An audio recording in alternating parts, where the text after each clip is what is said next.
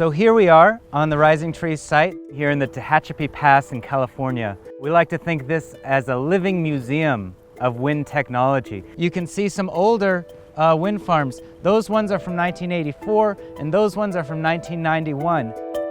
Where every incarnation of wind technology dating back to the very first is here, and also some of the most very recent, including our project, which we just finished building this year. They're 10 times taller and 1,000 times more powerful than these ones right here. You could take out all of those turbines on the top of that ridge and replace them with just 3 modern ones today.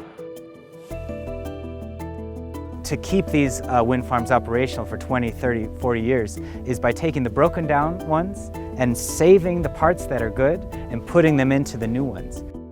This is one of the first places in the whole world where utility scale wind was developed. They did it here because this is one of the strongest wind resources that anyone knew about.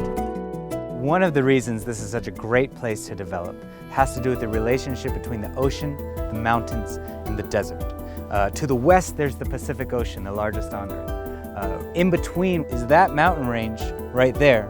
And that stretches from Mexico all the way to the top of California. It's one of the largest mountain ranges on the continent. And this right here, the Tehachapi Pass, is the lowest point between the ocean air and the desert air.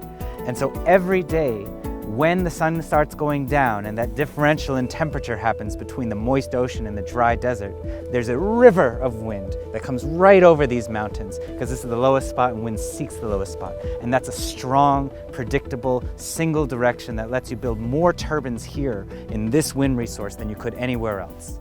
Back in the 70s and 80s, when wind was experimental, when these turbines got put up, people didn't have the right tools to measure the wind. We didn't have satellites in the atmosphere. We didn't have wind measurers, anemometers is what they're called. And we didn't have a great view of the entire country and where it would actually be windy. And these turbines that we have now can be put in lower wind speeds, but back then they only knew how to take advantage of very high speed. So the reason it's chaotic is because they didn't know where else to put them and they had to try somewhere.